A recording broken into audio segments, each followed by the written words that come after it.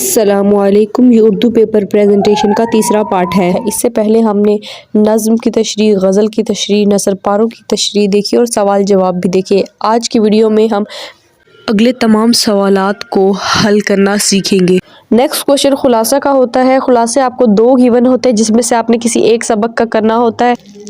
ये सवाल नंबर 5 होता है जो कि मैंने 4 लिख दिया है। उसके बाद आप खुलासे की हेडिंग ज़रूर दें। इसके अलावा ये डिज़ाइनिंग आप स्किप भी कर सकते हैं। जिसको पसंद है वो अपनी मर्ज़ी से जैसी मर्ज़ी डिज़ाइनिंग कर सकता है। उसमें आपने सबसे पहले सबक लिखना है कि आप कौन से सबक का खुलासा लिख रहे हैं। खुलासे के सबक लिखने के बाद आपने उसके मुसन्निफ़ का नाम लिखना है। इसके साथ माखज़ लिख सकते हैं अगर वो आपको आता है। माखज़ वो होता है जो जिस किताब से ये सबक लिया गया होता है।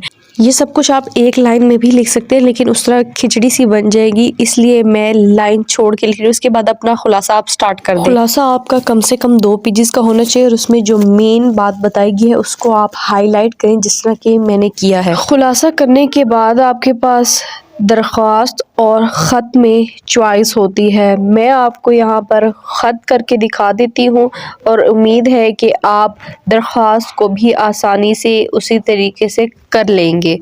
तो क्वेश्चन नंबर की हेडिंग दे और ख़त नवीसी आप ज़रूर लिखें ताकि एग्जामिनर को पता चले कि आप ख़त कर रहे हैं। अब यहाँ सबसे पहले कमरा इम्तिहान और तारीख लिखनी होती है, अब जो कि आप पेन से भी लिख सकते हैं और मार्कर से भी लिख सकते हैं। मैं पेन से स्टार्ट करिए। अच्छा ख्याल रखें अगर आपने ऊपर ब्लैक से क्वेश्चन लिखा है और फिर ख़त नवीसी ब्लू से लिखा है तो यहाँ आप ब्लैक का इस्तेमाल करें अगर मार्कर से आप करें, नहीं तो पेन से आप जो सा मर्जी पेन इस्तेमाल करें। तो मैं यहाँ इम्तिहानी सेंटर लिखूँगी या मरकज़ लिखूँगी। आप इसकी जगह कमरा इम्तिहान भी लिख सकते हैं। इसके बाद डेट लिखूँगी और डेट पे आप लोगों ने गौर न, कुछ बच्चे ऐसे करते हैं पहले ईयर लिख देते हैं उसके बाद मंथ और उसके बाद डेट लिख देते हैं, लेकिन आपने डेट सबसे पहले लिखनी है उसके बाद आपने मंथ लिखना होता है और डेट और मंथ के दरमियान आपने एक लाइन लगानी होती है जो कि अक्सर बच्चे स्किप कर देते हैं। उसके बाद आप ईयर लिखें, जोन सा मर्जी लिखें। फिर इसमें आप जिसको ख़त लिख रहे हैं उसका नाम हाईलाइट करके लिखें, जैसे प्यारी अम्मी जान है या अब्बू जान है या भाई है या बहन है। मैं यहाँ प्यारी अम्मी जान लिख लेती हूँ। यहाँ से चाहे आप पेन से भी स्टार्ट कर सकते हैं लेकिन चूँकि मुझे मार्कर ज़्यादा पसंद है तो मैं मार्कर से लिखूँगी।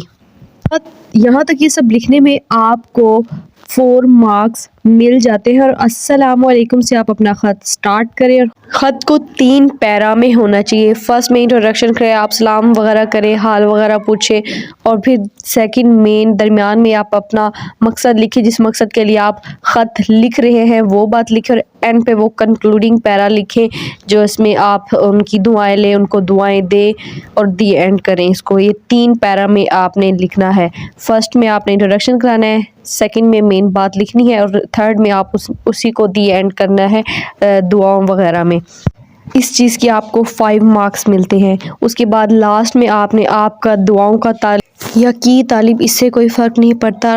लास्ट में आपने अलिफ बे जीम लिखना होता है, अपना नाम नहीं लिखना होता।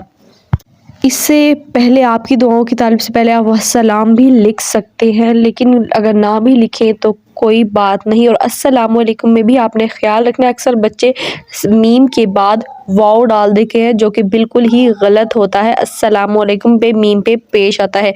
ये तरीका आपने अपनाना है लेटर करते वक्त। क्वेश्चन की हेडिंग को आप अंडरलाइन करें, पेपर कितना खूबसूरत लगता है। इसकी 1 से 2 दफ़ा प्रैक्टिस के बाद आप भी इसको बहुत जल्दी अटैम्प्ट करना सीख जाएंगे।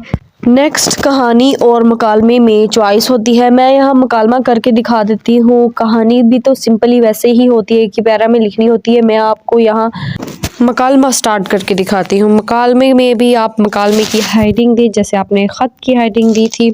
मकालमा 2 लोगों के दरमियान डायलॉग्स होंगे, उसकी आप हेडिंग दी। मैंने डॉक्टर की दी है और डॉक्टर और मरीज़ के दरमियान कर लेते हैं। पहले आप डॉक्टर्स की लाइन लिखेंगे, फिर आप उसको लिखने के बाद मरीज़ की लिखेंगे, मरीज़ की हेडिंग दी। इसी तरह आपने इनके नाम मार्कर से लिखने हैं, बाकी आप दरमियान में पेन से लिख सकते हैं। और मकालमे में किसी लाइन में डायलॉग में कोई क्वेश्चन पूछा गया तो उस पर क्वेश्चन मार्क आप ज़रूर लगाएं लास्ट में।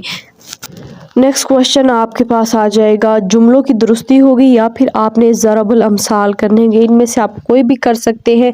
ज़रबुल अमसाल कर लेते हैं। ज़रबुल अमसाल में भी आपने जो आपसे पूछा है उसको आप मार्कर से लिखिए और जो क्वेश्चन में दिया उसको पेन से लिखिए। इसी तरह अपने सारे सॉल्व कर लें। लास्ट में पेपर को अंडरलाइन करें। पेपर बहुत ज़्यादा खूबसूरत लगेगा। अच्छी लगी वीडियो तो लाइक और सब्सक्राइब ज़रूर कीजिएगा। Thank you. अल्लाह हाफिज़।